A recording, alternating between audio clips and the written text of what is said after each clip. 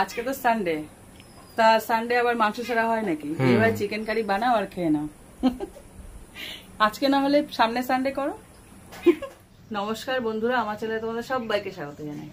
দেখো আজকে Sunday special একটা দারুণ রেসিপি নিয়েছি, সেটা হলো চিকেন কারি। মানে কি বলতো, সানডে হলে না তখন মাংস লাগে। হ্যাঁ, চিকেন মটন যেকোনো মাংস ঠিক লাগে। বাঙালি মানুষ তো একদম খেতে ইচ্ছা করে না অন্য কিছু। বললাম মাছ খায় না, সপ্তাহে একটা দিনই তো মাংস খাই। একদম সোজা এমন সুন্দর করে তোমাদেরকে দেখাই যেন একদম জলবৎ তরলং, একদম সোজা। তো চলো শুরু করা যাক। আমার মন তো পুরো ধরে গেছে, এবার আমি কড়াই বসিয়ে দিলাম। এখান থেকে না হালকা একটা ছাই ওড়ে, কাঠের জাল তো, কাঠ ধরে গেলে ছাই উঠতে থাকে। তো এর মধ্যে দিয়ে দিচ্ছি, প্রথমে না চিকেনটাকে ভালো করে ভেজে নিতে হবে, তার জন্য দিয়েছি তেল। তেলটা দেখো পুরো গরম করে নিয়েছি, এইবার চিকেন গুলোকে ফ্রাই করে নেব। হ্যাঁ, ধোয়া ওড়া গরম একদম। এই দেখো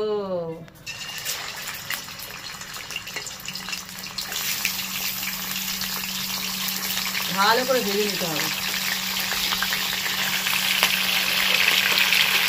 দেখো চিকেনটা পুরো দিয়ে দিয়েছি। এবার এখানে 1500 চিকেন আছে, আজকে মেম্বার বেশি, মানে 1.5 কিলো। হ্যাঁ, আজকে আমার ননদের মেয়ে এসছে, একটু বাড়িয়ে করি, সবাই মিলে আনন্দ করে খাওয়া যাবে। এই চিকেনটা দেওয়ার পর একটু লবণ আর হলুদ দিয়ে দেবো। এখানে পুরোপুরি লবণটা দেবো না, রেসিপিতে পরে দেবো, হালকা করে দেবো, জাস্ট কালারের জন্য। এর মধ্যে লবণ দেওয়া হয়ে গেল। এবার দিয়ে দিচ্ছি হলুদ গুঁড়ো, অল্প, একদম অল্প। যখন ভাজবো চিকেন একটা হালকা কালার আসবে।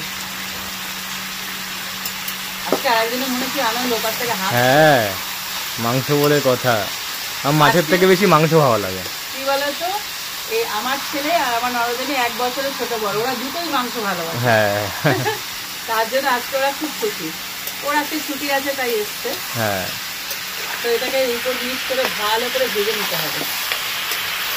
এদিকে চিকেনটা ভাজা হোক, বেশ সময় লাগবে ভাজতে। সবাই দিয়েছি। আর এদিকে কিছু বাটাবাটি করে নিই। এখানে নিয়েছি বেশ, যেহেতু 1.5 কেজি চিকেন, বেশ পরিমাণে অনেকটা আদা নিয়েছি, আর বেশ কয়েকটা কাঁচা লঙ্কা, আর নিয়েছি কয়েক কোয়া রসুন। রসুনটা পরে বাটবো, আগে আদা কাঁচা লঙ্কাটা বেটে নিই।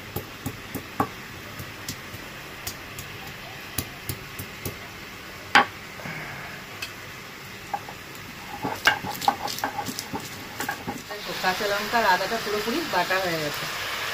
এবার রসুনটাকে আলাদা বাটবো। আজকে না সব আলাদা আলাদা বাটবো, তো রসুনটাকে আলাদা করে, এতে আবার স্বাদ অন্যরকম হয়। হ্যাঁ, স্বাদ আলাদা আলাদা হবে, কারণ কষানোর সময় আলাদা আলাদা করে দেবো, তার জন্য আলাদা বাটবো।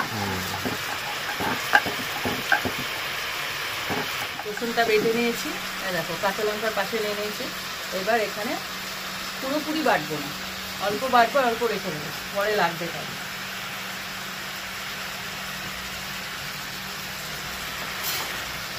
ভেজে রান্না হবে নাকি পেঁয়াজ? হ্যাঁ, ওদের স্বাদটা আরো বেশি ভালো লাগে। দেখো চিকেনটা পুরোপুরি ভাজা হয়ে গেছে, কালার পুরো চেঞ্জ হয়ে গেছে, আর হালকা হলুদ দেওয়ার জন্য কি সুন্দর হলদে হলদে হয়ে গেছে। হ্যাঁ, এবার এটাকে তুলে নেব। চিকেন ভেজে করলে তার স্বাদ আলাদা হয়ে যায়, খুব ভালো লাগে খেতে, টেস্টি লাগে আরো। হ্যাঁ, দেখো পুরোপুরি আমি চিকেনটাকে তুলে নিয়েছি। এখানে আর একটু তেল দিতে হবে, খুব বেশি না, সামান্য। এবার ওই তেলের মধ্যে ফোড়ন দিয়ে দিচ্ছি গোটা শুকনো লঙ্কা।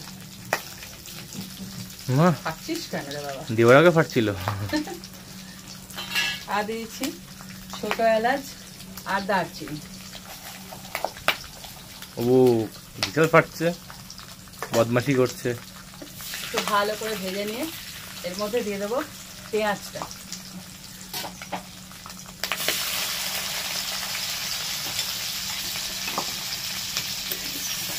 শুকনো লঙ্কা ভাজাটা সুন্দর গন্ধ হবে, এই ফ্লেভারটা এই চিকেনে দরকার, তার জন্য শুকনো লঙ্কাটা কিন্তু ছিঁড়ে দিই, ছিঁড়ে দিলেও ঝাল বেরোবে, ফ্লেভারটা দরকার, তাই গোটা দিয়েছি। এবার পেঁয়াজটাকে খুব ভালো করে ভেজে নিতে হবে।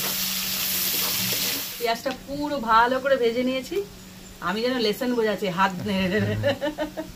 এবার দিয়ে দিয়েছি রসুন বাটাটা। কি বলতো, এগুলো আলাদা আলাদা কেন বেটেছি আজকে, প্রত্যেকটা স্টেপ বাই স্টেপ হবে, তোমরা করে দেখো, একসাথে দিলে একরকম স্বাদ হয়, এর আগে আমি বলেছি, আর আলাদা আলাদা দিলে আলাদা রকম স্বাদ হয়। এবার রসুনটাকে ভেজে নেবো ভালো করে, রসুন একটা ভালো ফ্লেভার থাকে। রসুনটাকে ভালো করে ভেজে নিয়েছি। এবার দেখো, এবার দিচ্ছি কাঁচা লঙ্কা বাটাটা।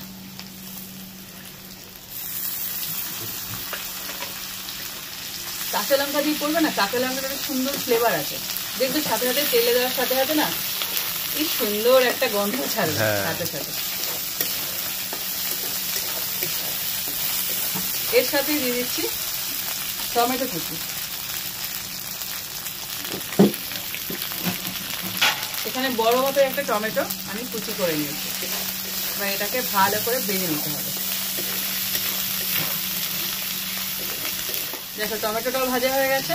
এইবার দিয়ে দেবো পেঁয়াজ বাটাটা।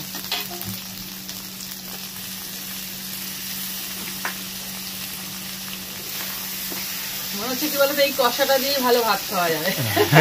চিকেনের কি বলতো, চিকেনের ফ্লেভারটা তো রয়েছে তেলের মধ্যে, আর সমস্ত কষাচ্ছি তো দারুণ একটা সেন্ট বেরিয়েছে।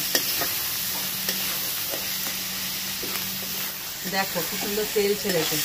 এখন কিন্তু মশলাপাতি পড়েনি।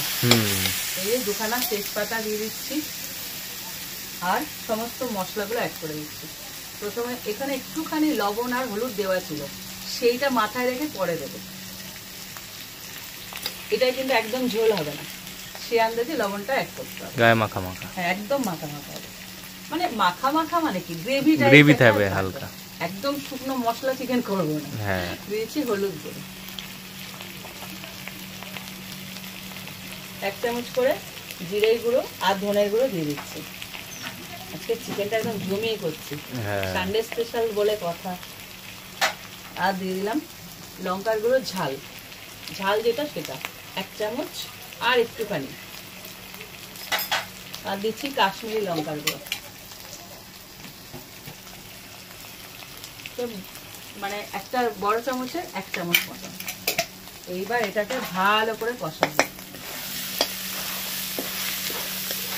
এখনই যেন কালার ছেড়ে দিয়েছে,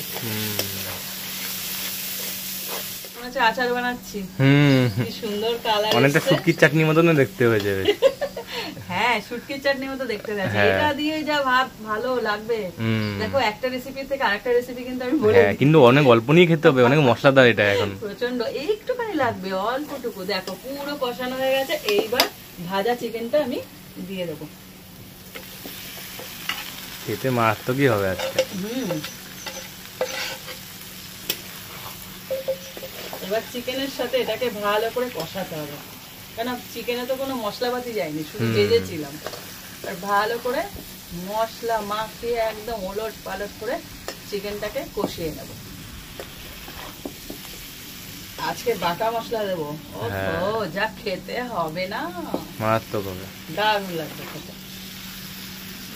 দেখো চিকেনটা দিয়ে একদম কষিয়ে নিচ্ছি। কি দারুণ কালার ছেড়েছে, মনে হচ্ছে না দেশি চিকেন রান্না হচ্ছে। দেশি মুরগি রান্না করলে এরকম ফ্লেভার আসে, মানে গন্ধটা না তোমরা বুঝতে পারছো না, সেম প্রসেসে করে দেখো, দারুণ খেতে লাগবে। আর কালার এসছে দেখো, মারাত্মক।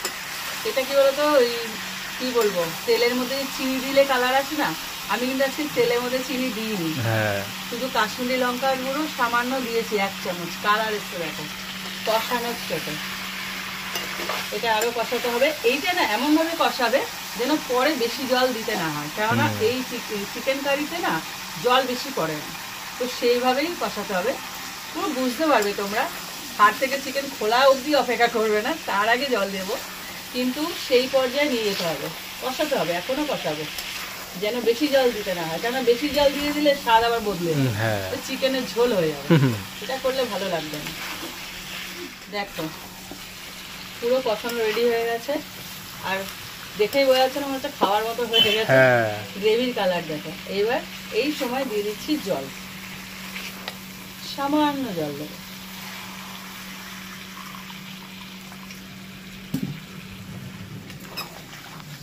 এবার এখানে যে গরম মশলাটা ভিজিয়ে রেখেছে, এই দেখো এটাকে বেটে নেব। এটা দিলে তো মারাত্মকই হয়ে যাবে, অসম্ভব সুন্দর ফ্লেভার। আর একটু লাগবে, একদমই জল দিইনি আমি, এত সুন্দর কালার আসছে না, ইচ্ছা করছে না জল দিতে। হ্যাঁ তো একটু তো হাড় গোড় আছে, এটা তো আর বোনলেস নয়, তো দিতেই হবে। এবার এটা ফুটুক, আর আমি এদিকে গরম মশলাটা করে নিই।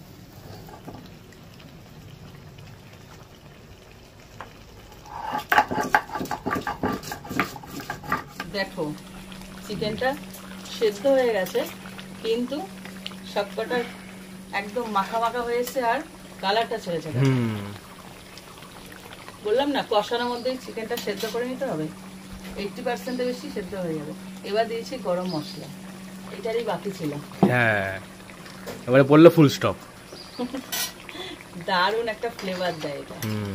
আমি খুব মানে গুঁড়ো গরম মশলা কেনার থেকে না এটা বেশি প্রেফার করি, খুব ভালো লাগে।